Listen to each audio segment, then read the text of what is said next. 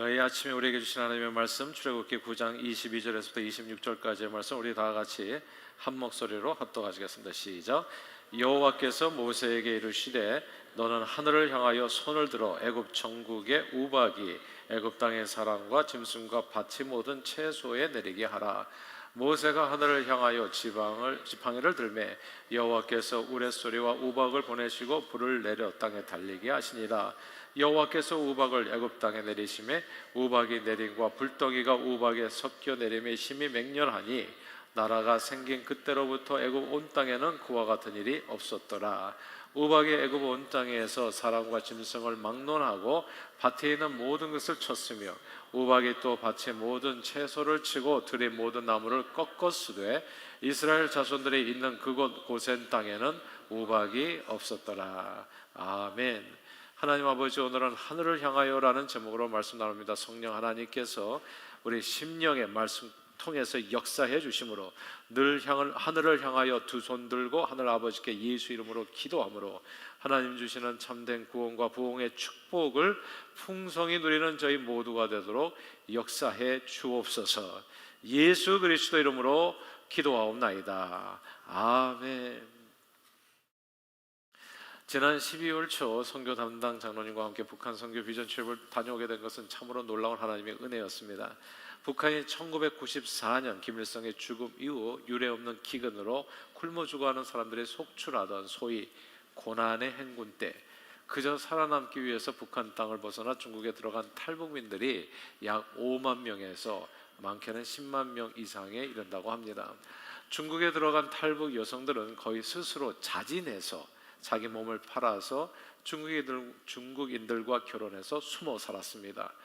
북한은 탈북민들을 국가를 저버린 배신자로 여기고요, 중국은 탈북민을 난민이 아니라 불법 이주자로 간주해서 북한으로 강제 송환하는 정책을 유지하기 때문에 중국에서 이 여성들의 신분이 발각되면 여지없이 북송돼서 북한에서 더 큰 형벌을 치르게 됩니다. 그래서 중국에서 인신매매단에 의해서 정말 불쌍하게도 중국 남성에게 팔려간 북한 여성들은 그곳에서 불체자의 신분으로 잡히면 죽는다는 생각에 꼭꼭 숨어 삽니다. 공산국가인 중국은 인민들의 이동을 통제하기 때문에 이 마을에서 저 마을에는 마음대로 갈 수가 없어요. 중국 체류 신분을 증명하는 이 공민증이 꼭 있어야 되는데 이 공민증 없이는 다른 마을로 자유롭게 여행이 불가능하고 의료, 교육 등 중국 국민으로서의 어떤 기본적인 혜택도 받을 수 없습니다. 그러니 자연히 감옥 아닌 감옥 생활을 하게 되는 것입니다. 탈북 여성들은 대부분 중국인들과 결혼해서 아이를 낳아 키우게 되는데 가만 보니까 아이를 빨리 낳아야 내가 여기서 밥 먹고 살 수 있고 쫓겨나지 않는다는 그런 생각 때문에 아이를 빨리 낳으려고 하더라고요. 무조건 아이 하나 둘을 낳으면 그 아이 때문에도 혹시라도 또 핍박을 받고 또 쫓겨나고 또 어려움을 겪지 않을 수 있으니까 그래서 빨리 아이를 낳아서 키우게 되는데 아이는 중국인 아빠를 통해서 어찌어찌 공민증은 얻게 되지만 아이가 학교를 다니게 되면 어머니가 누구냐는 말에 아이는 자기 엄마가 북한 여성이라는 것을 밝힐 수가 없잖아요. 그러니까 우리 엄마는 죽었다든지 혹은 어디 막 도망갔다든지 이렇게 대답한다는 겁니다.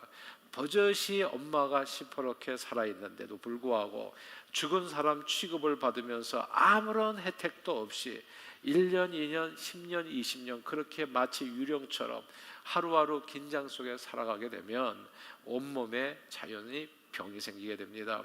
이번에 만났던 탈북민들은 모두 북한에서 요 근자에 탈북한 사람들이 아니라 오래전 그 고난의 행군 때 탈북해서 중국에서 숨어 산 여성들이었습니다. 그 여성들 중에 병이 없는 사람은 한 사람도 없더라고요. 그리고 공통적인 병이 있는데 그게 심장병하고 그리고 불면증입니다. 언제 신분이 들통나가지고 강제 북송될지 알 수 없는 환경 속에서 뭐 1년, 2년, 10년, 20년 이렇게 살다 보니까 심장 항상 떨리는 삶 속에서 어떤 사람은 외부만 보면 뭐 PTSD에 외상후 스트레스 증후군 있잖아요. 그래가지고 사람만 보면 떠는 사람이 있어요. 사람만 만나면 그러니까 외부인만 만나면 그러니까 그 어떤 환경 속에서 살았는지 그러니까 심장이 많이 약한 거예요. 그럼 모든 사람이 공통적으로 통잠을 못 잔다고 통잠이라고 하더라고요. 그러니까 그냥 8시간이면 8시간, 7시간이면 7시간, 6시간, 6시간 이렇게 잠을 못 잔다는 계속 수시로 깨는 겁니다. 깊은 잠을 자본 적이 없다는 거예요. 먹는 것도 시원치 않고 잠도 못 자고 늘 스트레스 속에서 10년 이상을 눈칫밥 먹고 살면서 온몸에 병이 생겼는데 병원을 갈 수가 없잖아요. 병원에 가면 또 신분 탄로나고 뭐 여러 가지 또 어려우니까 결국은 이제 마약 성분이 들어있는 독한 중국 약을 먹으면서 버티다 보니까 위장 망가지고 간 망가지고 신장 망가지고 속이 다 만신창인 겁니다. 그러나 남은 인생은 스스로 목숨을 끊을 수는 없고 갈 길은 멀고 몸은 아픈데 방법은 없으니 마지막으로 택하는 길이 대한민국으로 가는 길이었어요. 이분들이 대한민국 행을 선택하게 된 것은 휴대폰의 역할이 큽니다. 중국에서도 휴대폰이 어디나 개통되어 가지고 지금은 외부와 연결이 가능하게 되었거든요. 그래서 탈북민들은 휴대폰으로 처음으로 듣게 된 거예요. 그전에는 그냥 시골에 갇혀 가지고 아무런 연결고리가 없었는데 휴대폰이 되고 뭐 휴대폰에서 스마트폰까지 나오잖아요. 그러니까 그걸로 유튜브도 볼 수가 있고 어디서나 세상 어디서나. 아니 이렇게 되다 보니까 외부 세상을 보고 듣게 되면서 가만 보니까 대한민국에만 가면 북한에서는 간부들도 누리지 못한다는 찬물과 뜨거운 물이 동시에 나오는 수돗물이 있다. 이런 얘기를 듣는 거예요. 우리는 아무것도 아니지만 그 사람들에게는 그게 가장 신기한 일이라고 하더라고요. 북한에서는 평양에 있는 간부들 아파트에서도 뜨거운 물이 안 나온다는 거거든요. 근데 따뜻한 좋은 집도 주고 돈도 주고 입을 것도 주고 먹을 것도 준다는 사실과 무엇보다도 몸이 아플 때 돈 걱정 없이 마음 놓고 갈 수 있는 병원과 의료 혜택이 있다는 말에 대한민국 행을 결심하게 되는 겁니다. 중국 시골 마을에서 감옥 아닌 감옥 생활로 하루하루 아무런 소망 없이 죽어가는 탈북민들에게 대한민국은 들은 대로만 하자면 말 그대로 목숨을 걸고 가볼 만한 천국인 거예요. 천국. 그런데 그 대한민국까지 가는 길이 쉽지 않잖아요. 5만 명, 10만 명 다 나오고 싶은데 그게 어렵잖아요. 왜냐하면 돈 때문이죠, 사실은. 요즘은 보통 탈북해서 대한민국까지 오는데 3만 불 이상 든다고 하더라고요. 브로커를 사용해서 오게 된다면 직접 오는 경우. 근데 그 돈은 중국에서 숨어 산 탈북 여성이 뭐 죽었다 깨어나도 마련할 수 없는 그런 돈이고 어마어마한 큰 돈인 겁니다. 그냥 불가능한 거예요. 그런데 그들 가운데 대한민국 행을 돕는 선교사와 연결이 되어지면 그건 행운인 겁니다. 대한민국으로 가는 그 엄청난 경비를 대신 내주기 때문이죠. 조건이 있어요. 대신에 예재원이라는 곳에서 약 3개월간 성경을 교육받아 하는 조건이 있어요. 그 조건에 사인하면 이제 연결이 되어지는 겁니다. 그래서 선교사를 통해 가지고 대한민국으로 가는 길이 열리는 거예요. 탈북민들은 근데 이게 얼마나 어려운 일이냐 하면 그 선택도 어릴 때부터 북한 땅에서 선교사들은 모두 반동분자들이요. 선교사와 접촉하는 사람은 강력하게 처벌받는다는 교육을 받고 자라났습니다. 북한의 학교 교과서에는 심지어 선교사들의 아이들을 유기하여 장기를 적출하거나 노예로 팔아넘긴다는 내용이 포함되어 있다고 해요.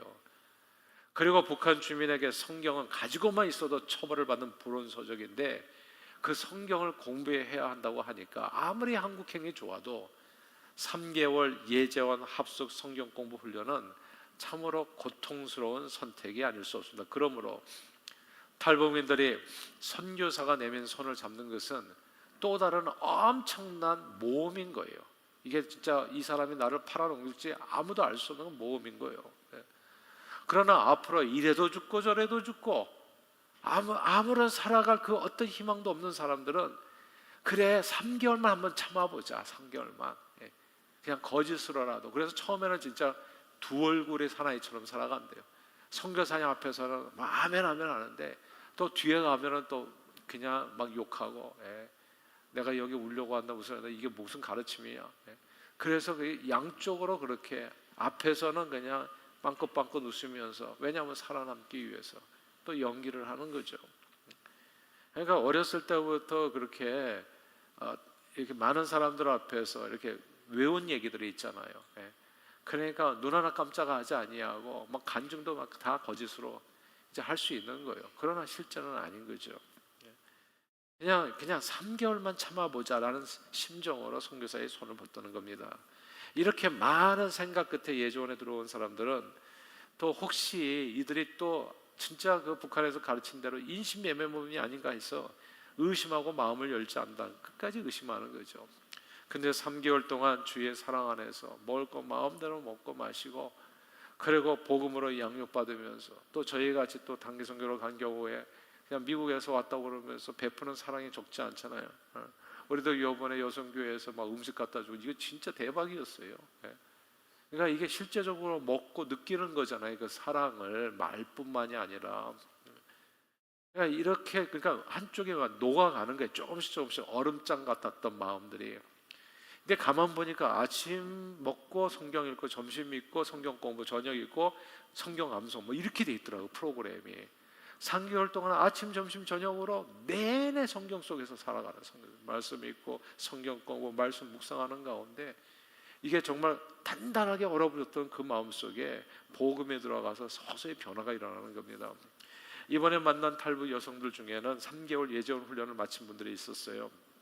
그 중에 한 분은 함경도 출신으로 북한에서 먹고 살기 힘들어서 두만강을 건너서, 이게 가만 보니까 너무나 힘드니까 아침에 얘기하고 점심때 넘어가는 사람이 있고, 얘기한 지 1시간 만에 그냥 따라서 넘어가는 사람도 있고, 그리고 이렇게 정말 고난의 행군 때, 고난의 행군이 우리가 94년부터 시작해서 98년쯤에 끝났다 생각하지만 그거 동네마다 다르더라고요. 어떤 동네는 2004년까지 10여 년 동안 이어졌대요.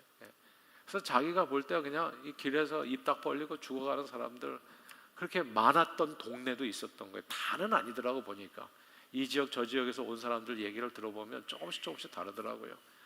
근데 어떤 그 탈북민은 그렇게 얘기하더라고. 자기는 자기 옆에서 늘 끔찍한 모습은 애기 엄마가 애를 안고서 젖을 빠는데 얘는 먹을 게 하나도 없고, 입을 벌리고 애가 엄마가 죽어가는데 아무도 돕는 사람은 없고. 그러니까 이런 상황에서 그냥 두만강을 건넌 거예요. 그래서 중국에서 그냥 진짜 아무나 만나는 겁니다. 그러니까 돈 받고 그냥 팔려가는데, 팔려간다는 그런 느낌도 없는 거예요. 그냥 나 먹여만 주면 된다. 그래서 첫 번째 만났던 중국인이 12살 터울에 나이 많은 농촌 남자를 만났는데 노인을 만난 거죠. 그러니까 자기하고 산지 3개월 만에 죽었어요, 남자가.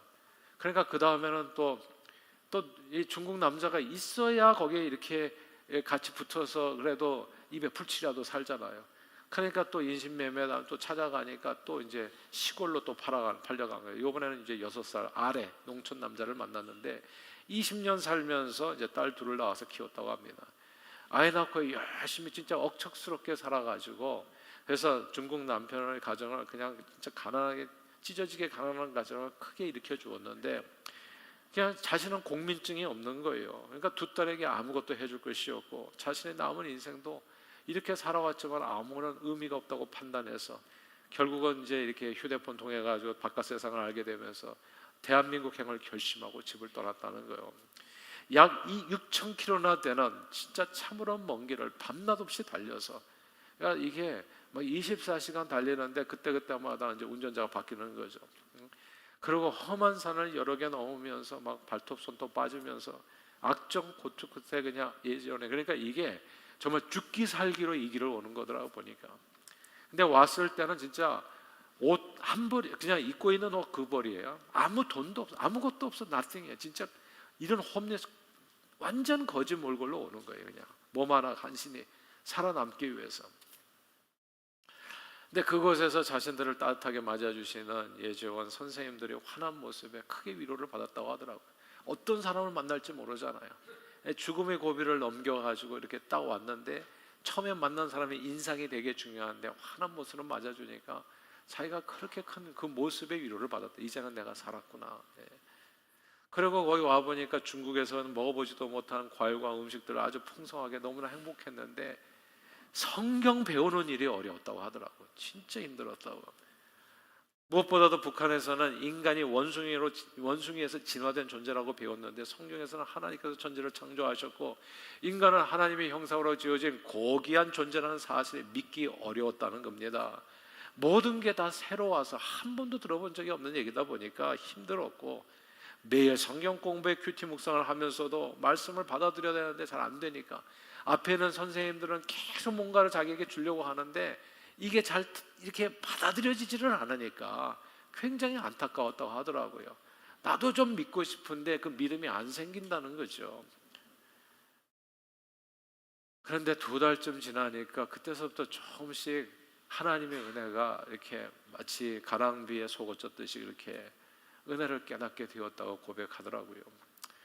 그렇게 해서 결국 그분은 이제 세례까지도 받게 되는, 이제 정말 하나님의 놀라운 은혜가 임하게 됐는데, 자, 요 팀 외에 또 다른 팀도 한번 가세요. 완전히 다른 곳에서 하는 다른 탈북민 팀에 가보니까 이제 예재원에 들어가지. 그 첫 번째 팀은 이제 3개월 지난, 그래서 조금 있으면 이제 대한민국으로 갈 사람들. 두 번째 팀은 이제 예재원에 들어온 지 2, 3주밖에 안 된, 이제 아주 따끈따끈한 마치 생고구마 같은 분들이죠. 근데 거기에서 어느 자매는 자기는 중국 돈 1만 위안에 팔려서 어느 중국인에게 시집가게 되었다고 자기를 소개하더라고요. 처음으로 자기가 얼마라는 얘기를 하는 분은 제가 처음 만났어요. 물론 다른 분들은 얘기를 안 하더라고요. 얼마에 팔려갔는지.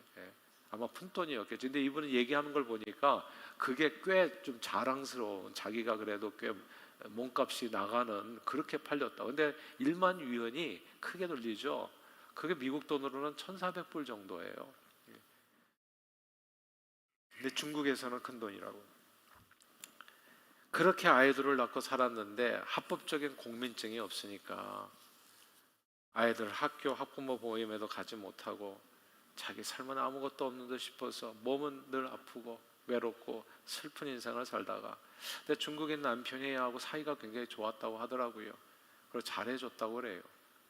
근데 2딸과 중국인 남편에게는 그냥 북한에 두고 온 가족 만나러 간다, 대한민국 간다 그러면 다 말릴 것 같으니까 그렇게 이야기하고 대한민국 행을 결심했다고 합니다. 그 자매는 중국에 두고 온 가족에 대한 미안함 때문에 내내 눈물을 흘리더라고요. 예, 한 사람 한 사람 얘기를 들을 때마다 눈물 없이 들을 수 없는 사연들인데, 그분들의 사연을 들으면서 제가 확실히 알 수 있었던 한 가지 사실이 있어요. 그거는 하나님의 존재를 부인하고 인간을 원숭이의 후예로 폄훼하고 성경을 불온서적이라 금하고 선교사를 어린이 유괴범이라고 정죄한 북한 땅에 임한 하늘에서 내린 재앙입니다. 하늘에서 내린 재앙이에요. 사실 북한 땅에 임한 재앙은 오랜 세월 북한 땅을 위해 하늘을 향해 기도한 하나님의 백성들에 대한 그 기도에 대한 하나님의 응답이라고도 볼 수 있습니다. 제가 어릴 때부터 많은 사람들이 북한 땅을 위해서 기도했거든요. 북한 땅이 열리고 북한 주민들이 자유함을 얻는 날이 속히 오기를 간구하는 사람들이 적지 않았습니다. 그러나 북한 김일성 일가가 통치하는 북한은 복음을 받아들이지도 않았고, 김일성 일가는 더욱 악독하게 북한 백성들을 다스렸습니다. 정말 5호 담당자인가요? 서로 감시하게 하고, 그 뭐 생활총화라고 하나? 그리고 인민재판인가? 자아비판인가? 이렇게 해가지고 서로를 통제하는, 그래서 서로를 믿지 못하고 서로를 고발하고 이런 세상을 만든 거죠. 그래서 북한 백성들도 이런 데서 너무 이렇게 익숙하게 있다 보니까 김일성 일가의 가르침에 따라서 하나님을 부인하고 성경 말씀을 거부하고 하나님이 사람들을 저주하며 살아왔던 겁니다. 이번에 예재원에서 만난 탈북민들은 여전히, 뭐 3주 되신 분들은 여전히 그렇게 만나서 얘기해 보니까 제가 놀랐어요. 생각은 여전히 북한 사람이에요. 김일성 때가 좋았다고 수령, 아버지 수령, 아바의 수령이 역시 이구 동성으로 이야기하고, 그리고 그의 아들 김정일도 김정일의 잘못이 아니라 그 부하들이 잘못해가지고 우리가 힘들었다, 이런 생각을 갖고 있어요. 한국 전쟁에 대한 생각도 완전히 달랐습니다. 자칫 잘못하면 이게 서로가 마음이 불편해지는 순간이 있는, 한국 전쟁은 미 제국주의가 한반도를 침범해서 우리 수많은 동포들을 죽인 사건이다. 미국은 남북 분단의 원인 국가고 민족의 원수 나라라는 거죠. 그러니 복음을 전하기 위해서 미국에서 파송되어 한국 땅에 온 선교사들에 대한 감정에 좋을 리가 없죠. 저는 그분들을 통해서 김일성 일당이 얼마나 북한 주민들을 잘 세뇌시켜 두었는지를 확실하게 알 수 있었습니다. 오늘 본문의 이야기이기도 해요. 애굽왕 바로는요, 애굽 백성들을 온갖 우상 숭배로 오랜 세월 세뇌시켜 온 겁니다. 그래서 정말 예수님 말씀 하나도 틀린 게 없어요. 나 외에 다른 님들은 다 도둑질하고 강도다, 목숨을 빼앗기 위해서 온 것이다. 정말 하나님 외 예수 그리스도의 구원자 외에 온 모든 사람들은 독재자 포함해가지고 다 그 백성들을 세뇌시켜서 자기 종으로 만드는 사람들이더라고요. 백성들로 하여금 바로 얘기입니다. 하나님은 모르고 오직 자기 자신만을 섬기게 만든 거예요. 나 바로 너희들이 섬길 왕, 그리고 너희들이 섬길 신, 나는 태양신 라의 아들. 그리고 온갖 쥐, 벼룩 뭐 이런 형상들을 만들어 놓고 고귀한 하나님의 형상을 금수와 버러지의 형상으로 만들어 그 앞에 애굽 백성들을 절하게 한 겁니다. 북한 땅에도 얼마나 동상들이 많아요. 그래서 그 대대로 그 앞에 절하게 하잖아요. 애굽 백성들은 모두 그러고 이렇게 하도 세뇌를 당하다 보니까 애굽 왕 바로와 생각이 하나도 틀리지 않은 거예요. 하나님이 보낸 사자인 모세의 말을 믿지 않고 그가 전한 하나님의 말씀을 거부하고 듣지 않은 겁니다. 애굽 왕과 애굽 백성들이 그토록 이렇게 교만하게 천지를 창조하신 하나님을 거부할 수 있었던 아주 중요한 이유가 있어요. 그거는 저들이 나일강을 끼고 풍요로운 생활을 하며 먹고 마시는 일에 궁핍함이 조금도 없었기 때문입니다. 사람들은요, 등 따스고 배부르면은 그냥 하나님 안 믿어요. 그냥 내 주먹을 믿어라 이렇게 돼요. 아무것도 부족함이 없으니까. 그러니까 좀 부족할 때는 주님 앞에 나와서 기도도 하다가 모든 게 조금이라도 숨쉴 만한 이렇게 편안함이 되어지려면 간절함은 사라져요. 간절함은 사라져.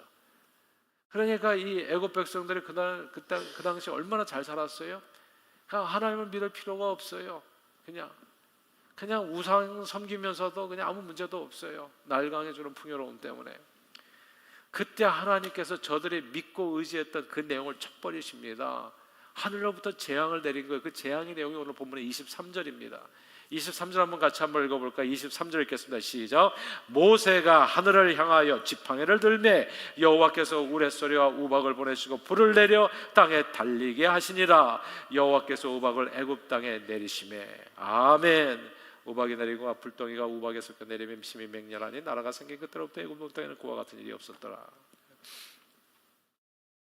모세가 하늘을 향해서 지팡이를 들고 기도했을 때 하늘에서 무엇이 내렸다고요? 우박과 불이 애굽 온 땅에 내렸다.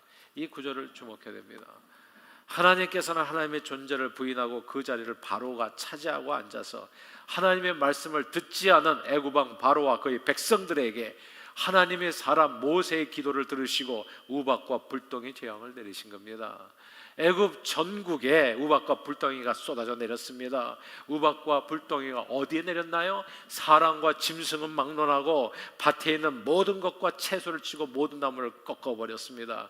하나님께서는 그동안 애굽 백성들로 하여금 하나님을 부인하고 큰 소리치게 만든 그들이 믿고 의지했던 게 뭐예요? 먹거리였거든요. 그 먹거리를 하루아침에 다 사라져버리게 한 거예요. 북한 사람들이 왜 성경을 부인하고 하나님에 대해서 좋지 않은 얘기를 하고 그런 거짓말을 다 믿고 했냐? 김일성 때 좋았던 거거든요. 등 따왔었고 배급이 계속 나왔던 배급이 김일성의 이름으로. 그러니까 하나님을 굳이 믿을 필요가 없어요. 이 애굽 사람들이 왜 그렇게 하나님을 안 믿어요? 애굽 왕 바로를 통해서 배급이 계속 나오니까 먹고 사는 게 아무런 문제가 없으니까 애굽 왕 바로와 다 한마음 한뜻이 되어가지고 하나님을 거부하는 거예요. 그런데 그들이 믿고 의지했던 배급이 안 나온 거죠. 배급이 먹고 살 만한 그걸 의지했었는데 나일강에서 나오는 그거. 근데 우박과 불덩이가 떨어져가지고 그게 깡그리 다 사라져버린 거예요. 이게 얼마나 큰 사건인가. 중국의 한 철학자는 이렇게 얘기했어요. 왕은 백성을 하늘로 알고 백성은 먹을 것을 하늘로 안다. 또한 김지하 시인은 밥이 하늘이라고 노래했습니다. 일반 백성에게 밥은 하늘입니다. 왜냐하면 살아있는 생명체에게 먹을 것은 생명 유지에 가장 필요한 요소이기 때문이지요. 먹을 것이 사라진다는 것은 일반 사람들에게 있어서는 마치 하늘이 없어지는 것과 같은 거예요. 하늘이 없어지는 거예요. 밥이 하늘이기 때문에 사람들은 먹을 것이 풍부하면요, 밥이 풍부하잖아요. 좀처럼 겸손하게 주님 앞에 무릎을 꿇지 않아요. 왜냐하면 밥이 하늘이니까. 밥이 하나님의 말씀을 안 들어요. 밥 잘 먹고 사는데 뭐 예배 드려도 안 드려도 밥 잘 먹는데 뭐 교회 안 나와도 기도하지 않아도 잘 먹는데 밥이 하늘이란 말이에요. 그러나 성경 말씀 들으세요. 사람은 떡으로만 사는 것이 아니라 밥으로만 사는 것이 아니요 하나님의 입으로 나오는 모든 말씀으로 산다 말씀했어요. 사람은 떡 먹을 것을 하늘로 알고 살고 그 먹을 것을 의지해서 살지만 그 먹을 것, 그 하늘이라고 생각하는 그 밥을 주시는 분이 하나님이라는 말씀이 성경인 겁니다. 사랑하는 여러분, 하나님이 사라지면 먹을 것도 없어져요. 하나님 없는 세상에는 하늘에서 먹을 것이 떨어지는 것이 아니라 우박과 불덩이가 떨어져 먹을 것을 다 없애버리는 겁니다. 애굽 땅에 사실 이것을 경험했던 때가 있었어요. 창세기 요셉 시대에 그 먹을 것을 하나님께서 딱 그친 적이 있거든요. 7년 풍년 7년 흉년으로 비가 쏟아지지 않으니까 다 죽을 판이 된 거예요. 그때 저장하지 않았으면 애굽 땅도 멸망했어요. 하늘이 문을 닫아버리면 다 죽는 거예요. 밥이 하늘이 아니라 하나님이 하늘인 겁니다. 밥이 하늘이 아니라 그 밥을 주시는 하나님이 하늘이라고요.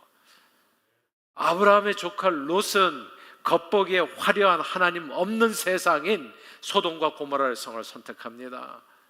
그러나 하나님을 부인하고 하나님의 말씀에 순종하여 온갖 죄악으로 육체적 향연을 벌이던 소돔 고모라 성, 소돔 고모라 성이 밥인 줄 알았거든요. 하늘인 줄 알았거든요. 그곳에 가면 잘 살 줄 알았거든요. 근데 어느 날 하늘에서 떨어진 불과 유황으로 한순간에 세상에서 없어진 도시들이 되어버린 겁니다. 북이스라엘 아합 왕 때 북이스라엘 백성들과 아합 왕은 오직 한 가지로 치우쳐서 하나님이 보낸 주의 종들의 말씀을 거부하고 바알과 아세라 신을 섬기며 세속적이고 정욕적이고 마귀적인 삶을 살았습니다. 그때 하나님께서는 엘리야 선지자의 기도를 들어서 하늘에서 불로서 응답하시잖아요. 그래서 바알과 아세라 선지자들을 심판하시고 그 후에 아합 왕 가문을 완전히 멸하셨습니다. 하나님께서는 밥만 하나님인 줄 알고 그 밥을 주시는 하나님이 누군지 모르고 그의 말씀을 거부하고 믿지 않은 모든 인생들을 심판하신 거예요. 북한 주민들은요, 김일성이 신인 줄 알았어요. 하늘인 줄 알았어요. 왜냐하면 김일성이 밥을 줬거든요. 밥이 하늘이잖아. 근데 그 밥을 누가 줬어요? 김일성이. 그 다음에 김정일이. 그래서 그걸 밥을 먹을 때에는 김일성이 신이에요, 김정일이 신이고. 그런데 어느 순간에 그 밥이 끊긴 거예요. 이게 뭘 얘기하냐 하면 바로가 너희 신이 아니라는 것을 증명해 주는 거예요. 김일성이 네 신이 아니라는 거. 배급이 끊겼잖아요. 무슨 짓을 해도 먹고 살 길이 막막해졌잖아요. 장마당으로 밀려나게 됐잖아요. 치열하게 살지 않으면 안 되고 그래도 살 수 없으니까 두만강을 건너게 했잖아요. 압록강을 건너고. 하나님께서는 밥만 하는 줄 알고 그 밥을 주시는 하나님이 누군지 모르고 그의 말씀을 거부하고 믿지 않은 모든 인생들을 심판하십니다. 그 심판을 통해서 이 세상을 다스리시는 만왕의 왕이 누구신지, 만주의 주가 진정 누구인지를 확실하게 온 세상에 나타내 보여주시는 거예요. 그러나 주님의 심판은 멸망의 목적이 아니라 구원이 목적이라는 사실을 우리는 잊어서는 안 됩니다. 오늘 보면 26절이에요. 26절 같이 한번 읽어볼까? 26절 읽겠습니다. 시작. 이스라엘 자손들이 있는 그곳 고센 땅에는 우박이 없었더라. 아멘. 이스라엘 자손 하나님의 백성이 있는 땅에는 우박이 없었다. 이 구절을 주목해야 됩니다. 사랑하는 여러분, 하나님의 심판은 멸망의 목적이 아니라 구원의 목적입니다. 예수님께서 심판주로 이 세상에 다시 오시는 이유는 세상을 멸하기 위함이 아니라 이 세상에 살면서 고통받는 주의 백성들을 구원하기 위함입니다. 하나님을 섬기는 이스라엘 백성들이 하나님을 모르는 애굽 땅에서 사는 것은 결코 쉬운 일이 아니죠. 주의 말씀에 순종해서 사는 하나님의 백성들이 세속적이고 정욕적이고 마귀적인 이 세상에 사는 것은 쉬운 일이 아닙니다. 의인 롯이 온갖 동성의 죄악으로 물든 소돔 고모라 성에서 오래 사는 것은 그 자체로 하나님의 사람에게 재앙일 수 있어요. 어쩌면 하나님의 사람들도 주변이 온통 다 그러면 결국 조금씩 물들어서 모두 멸망받을 수도 있었습니다. 그래서 하나님께서는 구원 얻은 자를 완전히 구원하시기 위해서 인간 역사에 때때로 개입하시는 겁니다. 정말 하나님은 개입하세요. 하나님은 집에서도요, 하나님의 백성들이 가만 보니까 저희 가정도 마찬가지인데, 우리 어머니께서 사실 믿지 않는 가정에 시집을 왔잖아요. 근데 하나님이 이 삶에 개입하지 않았다면 저희 어머니의 삶은 완전히 끝장났을 거예요. 하나님이 개입하시더라고요. 하나님이 개입하셔서 하신 일은 뭐냐면 믿지 않는 사람들을 심판하시는 일이에요. 저희 아버님이 심판을 당하셨지, 어마어마하게 고통당하셨죠.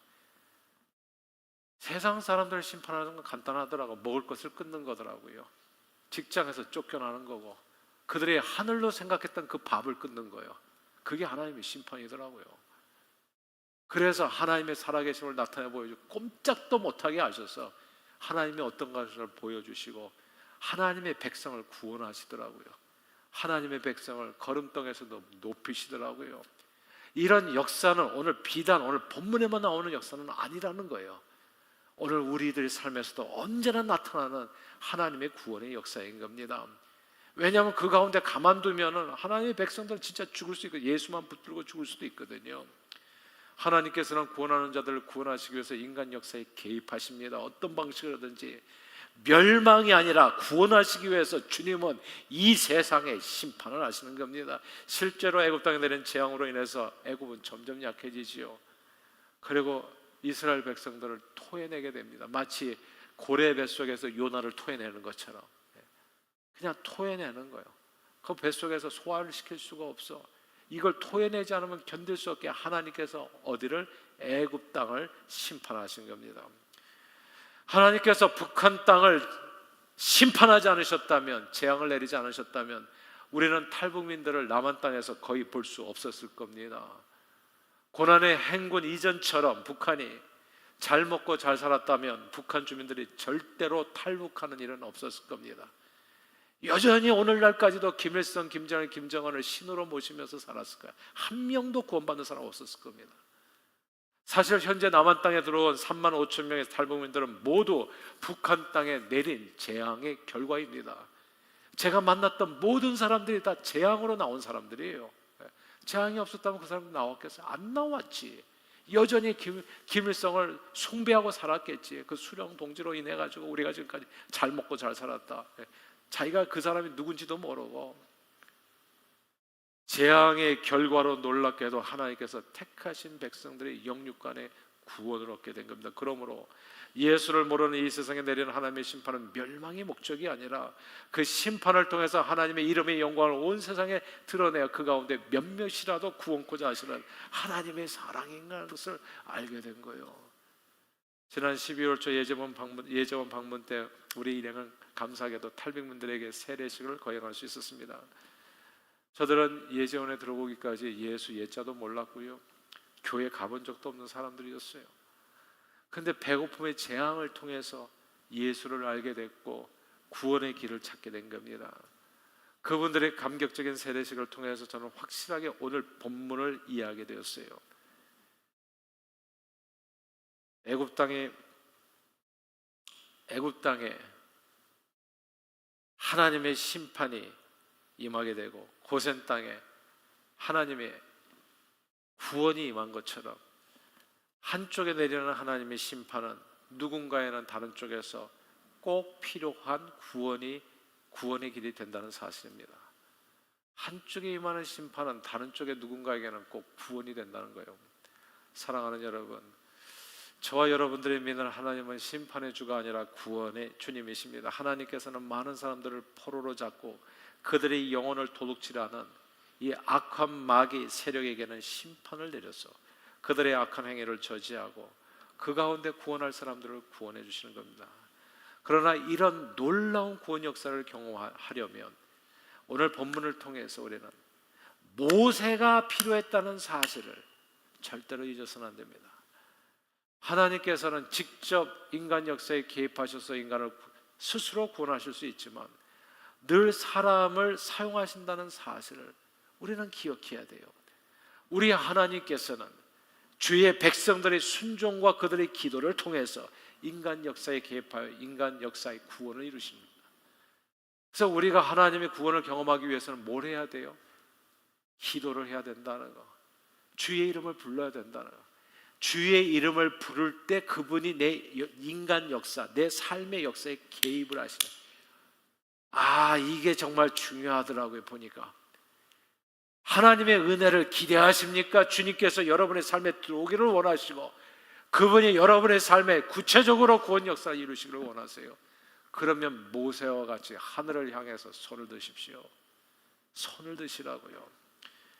오늘 본문에서 모세는 이스라엘 구원 역사를 이루기 위해서 하늘을 향해서 지팡이를 들고 하나님께 기도했습니다.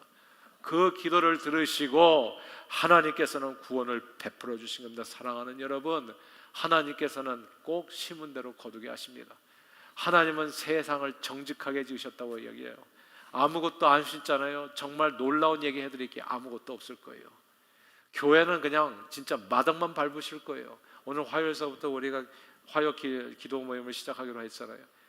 아무것도 심지 않으면 아무것도 없어요. 그래서 신앙이 늘 물에 물 탄 것처럼 아무것도 아닌 거예요. 아무것도 느낌이 없잖아요. 느낌이 뭐가 오는 것 같은 생각이 없잖아요.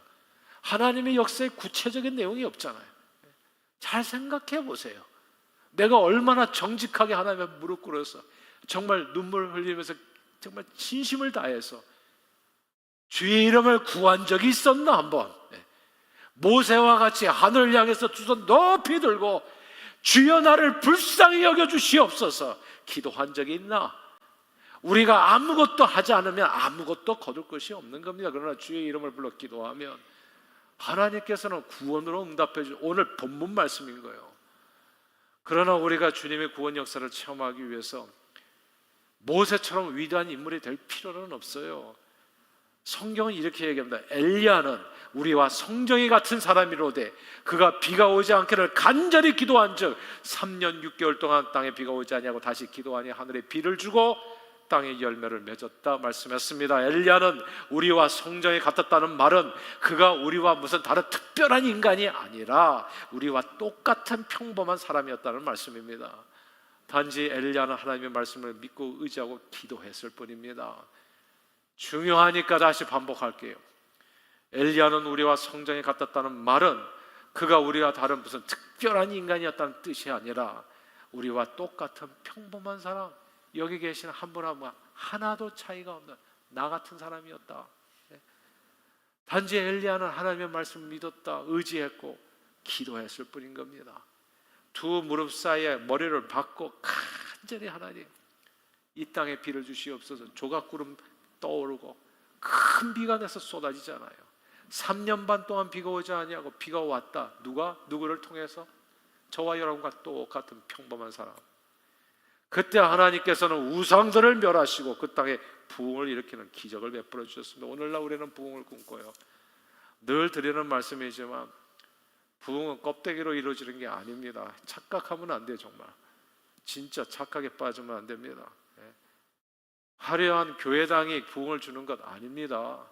그 땅과 아무 상관도, 우리 자신의 재능과 기술과 힘과 능력 아무 상관없는 얘기예요.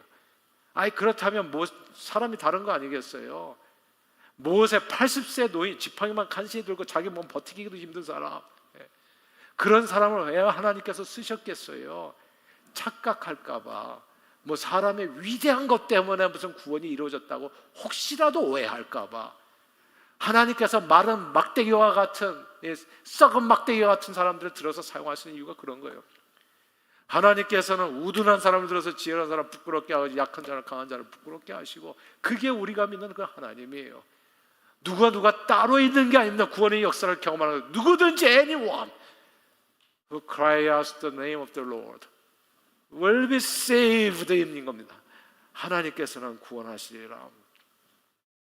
우리는 부흥을 꿈꾸지만 우리의 재능과 기술과 힘과 능력으로 부흥이 이루어지는 게 아닙니다. 우리가 겸손히, 그냥 마른 막대기와 같은 우리 인생 겸손히 주님 앞에 교만하게 고개 들지 마시고 주님 앞에 무릎 꿇고 주의 이름을 불러서 기도할 때 그 기도를 들으시는 하나님께서 보내시는 주님의 응답일 뿐입니다. 그게 부흥이에요. 그게 진짜 부흥. 그러므로 저는 저와 여러분들이 주님 보내주실 부흥을 꿈꾸고 아무것도 염려하지 말고 오직 늘 모든 일에 기도와 간구로 주님 앞에 나아갈 수 있게 되기를 바랍니다.